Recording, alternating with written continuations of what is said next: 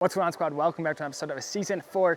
In this episode, we're going to be talking all about Luna. I have not done a full van tour in over a year. It's going to be almost 2 years. I thought I did one last year, but I never actually ended up doing it. And this entire van was built by myself and my dad, Papa Joe. Short of cutting holes for the windows, everything you're about to see in the van was built, custom made. The electrical, the cabinetry, everything was done during the summer of 2020. And at the time it was a very there was really no proof of concept yet. Like everything looked good, it kind of worked, but I never really put it through its paces. So going into our 4th winter now, I just feel a lot more comfortable sharing stuff about the van because there's things that actually work. I'm excited to share that with you and kind of share my experiences on the stuff that I find is necessary and works for traveling all over the United States and into Canada in a winter season in a van.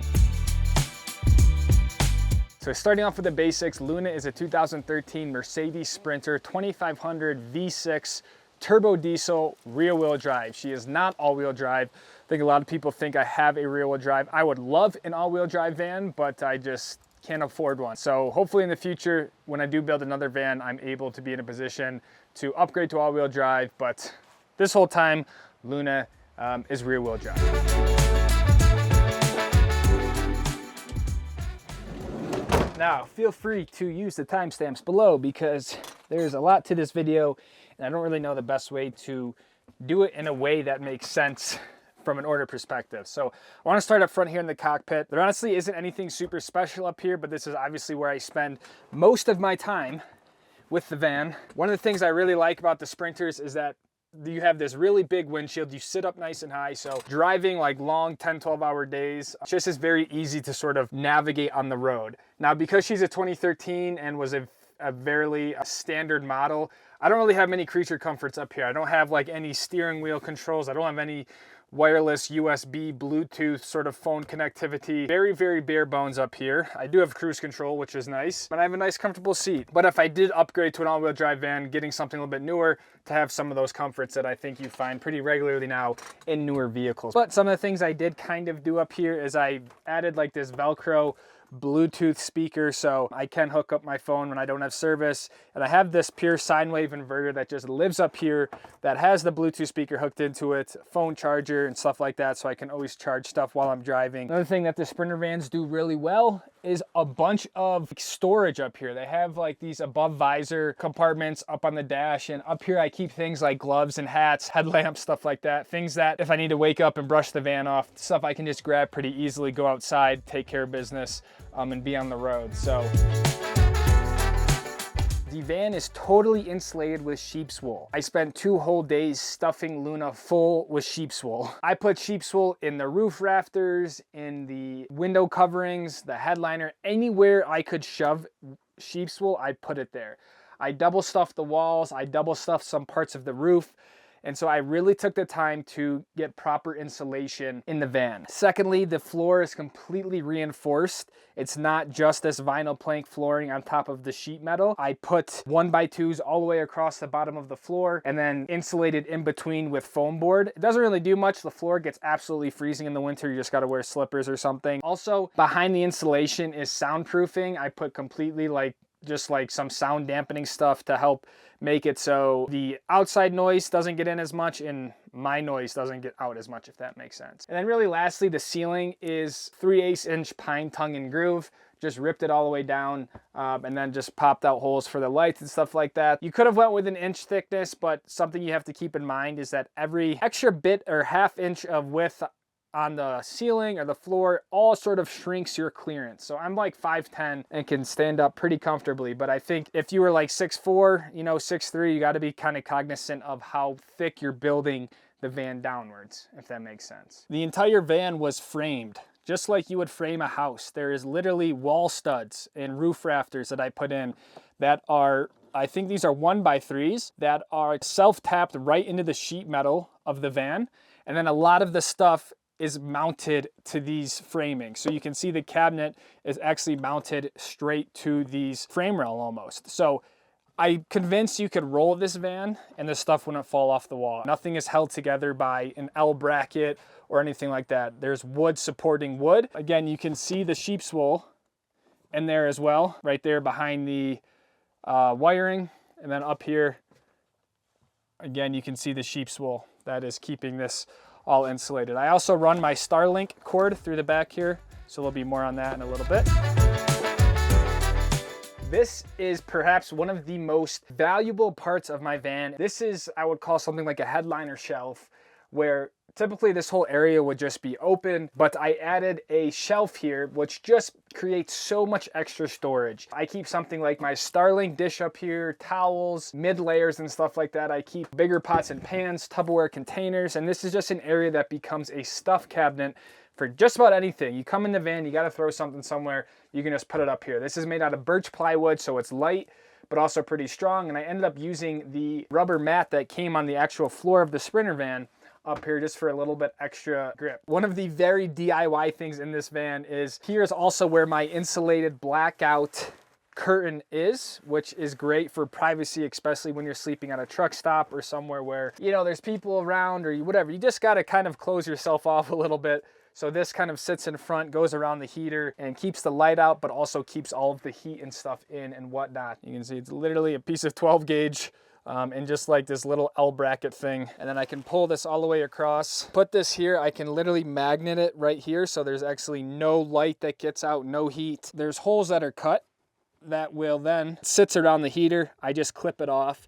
And now I have a fully insulated rear cab that keeps this nice and warm. I have a diesel heater that is installed underneath the passenger seat. It taps into the auxiliary port of my diesel fuel tank of the van. So as long as the van has fuel, the heater will have fuel to at least start to run off of. It's still powered by my house batteries of the van, if that makes sense, but it's very, very minimal. It doesn't take a lot of fuel. It doesn't sip a lot of power. So I've had several occasions where it is below zero outside, negative 15 degrees, and the van will stay as warm as I want. I've had this 72 degrees inside and yeah, it doesn't miss a beat. So this is absolutely paramount. And I think this one up here does a great job of powering and heating the entire van, even in 60 square feet. Right when you walk in the van, you're kind of facing the kitchen here. And for me, I wanted to build something that it felt more like a home on wheels. Now I wanted a full-size sink, I wanted a two burner stove, and I wanted this stuff to feel like it's something you could actually use. So this is an 1.5 inch thick butcher block that you would get from Home Depot. Real subway tile. I've had people ask if this is vinyl, like a sticker, but this is totally real. Joe and I grouted this, we laid the tile, we cut the tile, we scribed it in here. I also went with an actual like industrial faucet that pulls out, a soap dispenser, and then a water filter. There's a 2-stage water filter underneath the sink. I will say one of the things where the van lacks is the water system in the winter. I honestly don't even use this in the winter because I cannot make it so the water doesn't freeze. So I typically just find myself using 1 gallon jugs. I still use the sink and the gray tank underneath, but I'm not actively using the actual faucet in the winter time. Two very big cabinets here. This first one is where I keep my plates, my bowls, sort of like my dishes and stuff. And then on the left side of it is where I keep my toiletries, my toothbrush, deodorant, you know, brush and stuff like that. And that way, kind of over the sink, brushing your teeth, everything's right here. This one over here is where I keep a lot more of my cooking stuff. I have a whole coffee bin in here that's just dedicated to coffee beans, coffee grinder, Chemex, and then just basic cooking stuff, spices, olive oil, knives, things like that. So again, kitchen stuff is here, and I've used these. This is actually a boat hatch because the cabinets wouldn't stay up by themselves. So now they stay up when they're open, and then I just sort of pop this in here and they come down like so. Below the kitchen is where things like my 65-liter Dometic freezer is. Had no issues with this. The freezer works well, the fridge works great, and for one person, I get 3 to 4 days of food in there and does just what I need it to do. Underneath the fridge here is a big slide out drawer that's on pretty heavy frame rails that I keep pots and pans.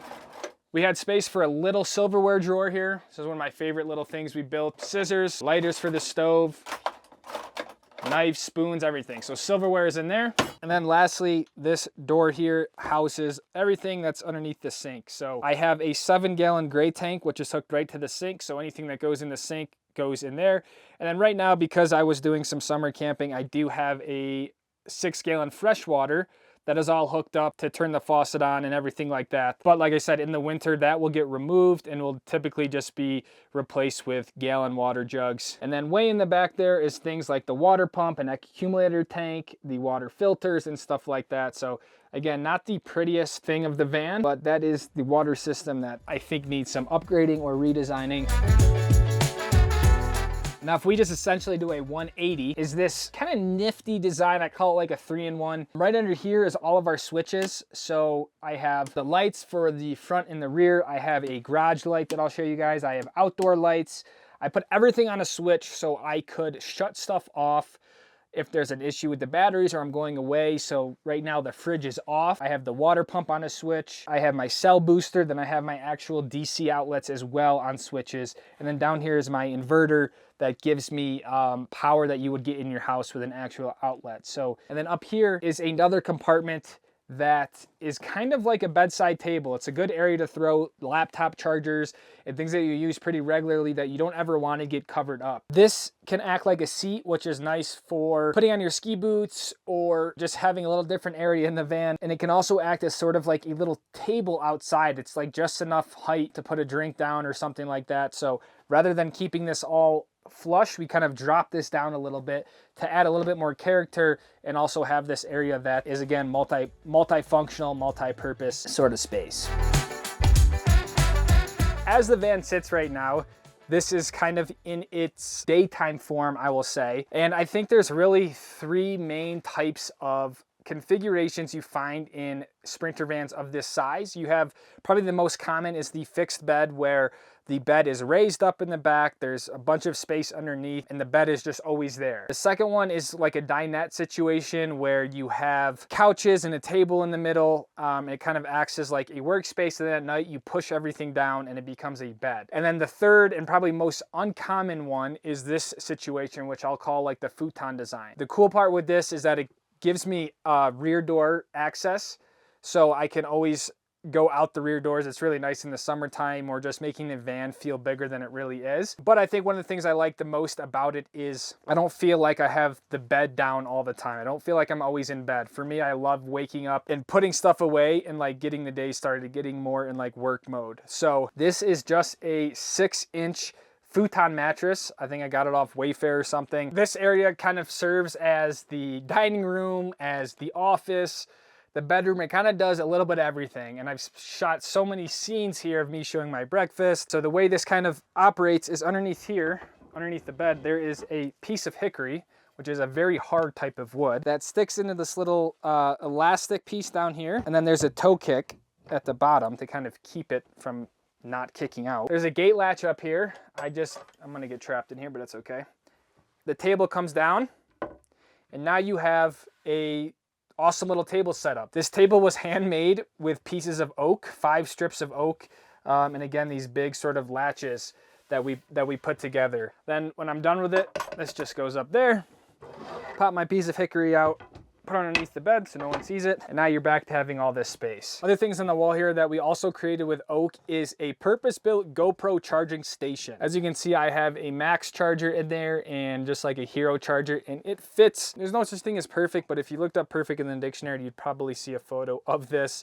Right below it is the first set of USB DC chargers, so I could charge my phone, you know, anything that runs off a USB port like this. This is a laptop sleeve. My laptop fits very well in here. Again, made out of the same oak, treated the same way so it all matches. On the wall here is the heater. So this is how I control my heater. I can schedule it to come on at different times of the day. I know the temperature inside the van right now, it's 64 degrees. This is my battery monitor, so I can see stuff like how much amp hours I have total. What is my solar doing? Am I discharging or am I charging? The voltage of the batteries in this state of charge. My batteries are 98%. And last, I just have a traditional outlet there, and there's actually another one right here. The wall here is shiplap, but again, little details like scribing it to the edge of the wall. Joe and I really try to scribe it to match the curvature of the wall. Not perfect, but it's pretty cool. We also put sort of like a crown molding type of deal at the top here. It kind of runs all the way across, and also a corner molding as well, just to clean everything up. Now, very similar to the kitchen, we have two bigger cabinets here in the back. Right now this is empty, but this houses all of the clothes that I wear. And then this one is a little bit more of like an electronics cabinet. I keep things like my Starlink router in here. I keep all my live streaming equipment in here, little chargers, batteries, a little case for my GoPros and stuff. And then I have books here as well for the times I don't have service, a little bit more of a summer thing. And then in between the cabinets, again, I didn't want to waste any space. So it was like this awkward space. So we decided again to make a little shelf out of the same oak that all this is. So again, stuff matches. I also keep my carbon monoxide alarm. People ask me if I have one of these. Yes, I do. I want to get it actually mounted, but for now it just sits up here. So really cool little shelf area. Before I get into showing how the bed works and how this all transforms, underneath here is a pantry where I keep all of my dry stuff. Here's another back sort of storage area, but then probably most importantly is all the electrical. It is more organized than it looks, but it's not the most accessible. Everything underneath here is also insulated with sheep's wool over the wheel wells and stuff like that. Now to talk about how the bed works and how this all transforms to day mode into night mode. The bed is on what's called like a slat design. Again, just think of a futon. This is separated into 3 different parts. Part 1, part 2 is the biggest section. And then part 3. Now these are all 1x2 pieces of pine. And now you can kind of see how the bed is gonna work. It's as simple as just pulling this down.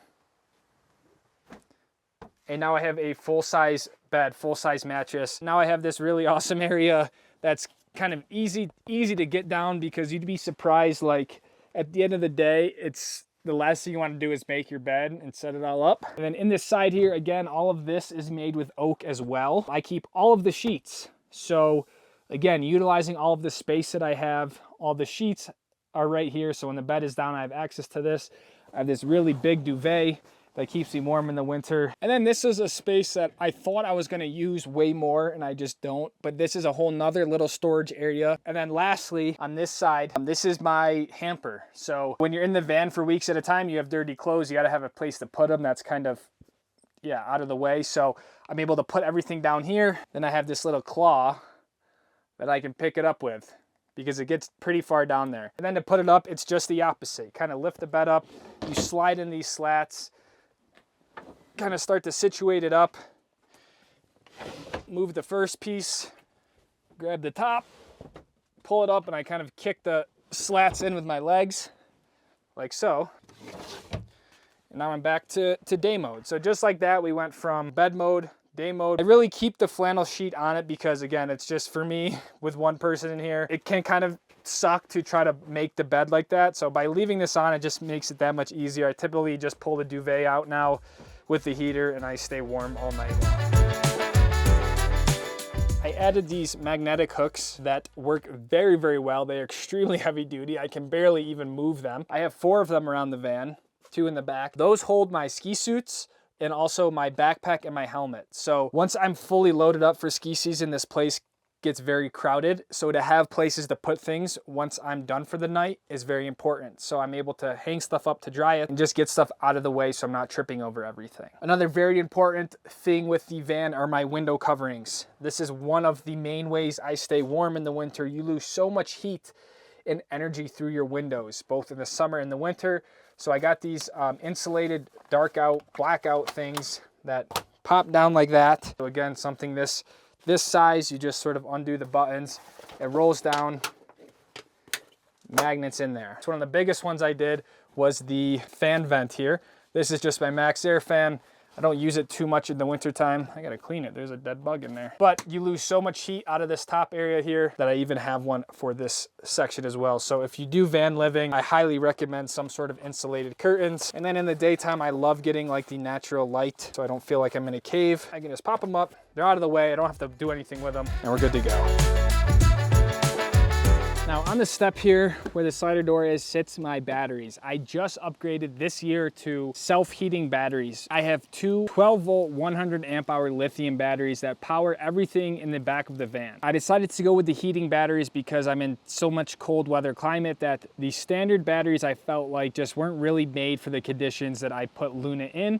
and I ended up running into some problems, especially when the batteries started to get 2 or 3 years old. So fresh batteries in here, hopefully they do a little bit better this winter. I also have a 3000 watt inverter charger, which is this monitor here, that allows me to power AC 120 sort of things, something like your laptop charger or a coffee grinder. I don't know, stuff that you would do in your house, you just don't think about it. I also have a 320 watt solar panel on the top, which charges the batteries during the day when there's sun. And these batteries are also hooked into my alternator with a 60 amp DC to DC charger. So when I'm driving the van, the batteries will also be charged. I think the 200 amps of battery capacity can be a little bit short when I am charging my laptop, running my Starlink, leaving that stuff overnight, running the heater.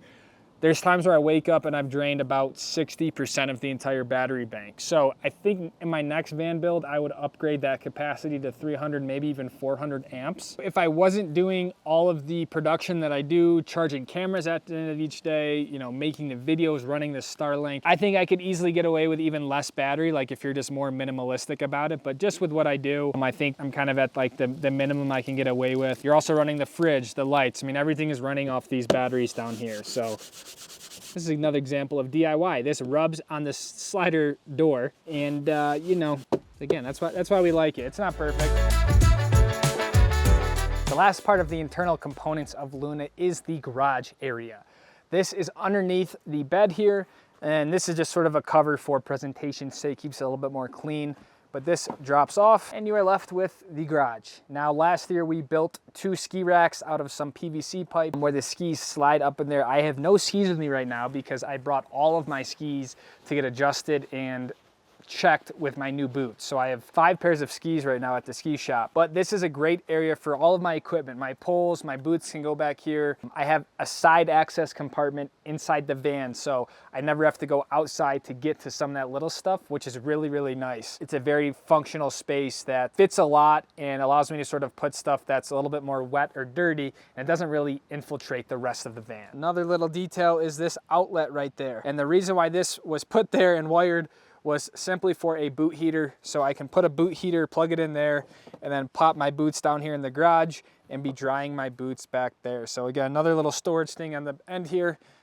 Another same sort of storage with the cabinet that we saw before. And then an extension cord that hooks right into my inverter charger, so I could plug my van into shore power and run my batteries off, you know, someone's just outlet from their house. Moving on to the exterior of the van. While we're back here, let's just start with the back here. These are aluminum boxes. I keep everything that I don't want in the van in these boxes. Things like tools, oils, diesel exhaust fluid, tire chains, cleaners. In this one, there is a solar shower, jumper cables, toolbox, a little avalanche shovel to help dig me out of some places. Oh geez. This one, I have a rope. Don't ask me why I have a rope. I will probably never use this rope. Bungee cords. I have a whole like little electrical set, leveling blocks for the summer, oil, a tarp, a little bit more camping orientated. I don't find myself utilizing this stuff as much in the winter because it's just a whole different sort of ball game. But tire chains go back here, which are very important for the winter being rear wheel drive. This also like this bolt-on system. So I have some firewood up here when I went to Mammoth. Never use it because there's a fire ban, but just shows sort of the versatility of it. And then on the side here, right here, these are traction boards. I mounted these to the side.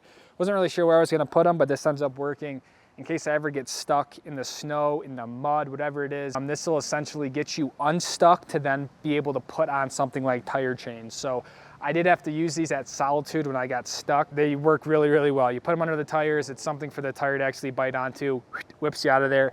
Then you could put chains on or whatever you need to do. But these are kind of like a last resort emergency situation. Briefly hopping up to the front here, this is an aluminum front light bar brush guard. This really doesn't have a huge purpose. I did mount these lights up here on the front, which work really well. Kind of gives you a little protection if you were to hit a deer or something. I mean, it's a little semblance of hope that you might hit it here and not, you know, crush your hood or something. Again, sort of balances out the rear boxes, but the biggest thing is the lights, mounting the lights here. But same company that made the boxes make this. Let's talk about wheels and tires, perhaps the most important part of surviving the winter, especially in a rear-wheel drive van. I put on aftermarket wheels. These are 17-inch wheels. The van comes with 16-inch wheels, so I went basically the biggest wheel size I can, put even bigger tires on it. These are BF Goodrich KO2s. These are brand new. I just put these on last week, so got brand new rubber, brand new sneakers for the winter season. And yeah, just went with the biggest sort of combination I could. The van isn't lifted or anything like that, but just gave me a little bit extra clearance and just a little beefier, more stout ride on the road. I think this is an amazing tire. It's completely, you know, 3-peat rated for snow travel. With this tire and the weight that I have over the rear axle, just with the bed, the rear boxes and stuff like that, for the most part, Luna does incredibly well in the snow being rear-wheel drive. Now, in those situations where it gets very, very gnarly or you're going up some sort of crazy ascent, I put real tire chains on. You know, like I mentioned in the beginning, would I love to have all-wheel drive, four-wheel drive? Absolutely. I think it's totally worth it. But for me, especially 3 years ago when I started this whole project, just wasn't really in my budget. With the van being two-wheel drive, I think having the best set of tires you can is important, and I feel very confident with the KO2s year-round. And yeah, really excited to have brand new tires. Definitely wasn't cheap, but it's worth it for what we did.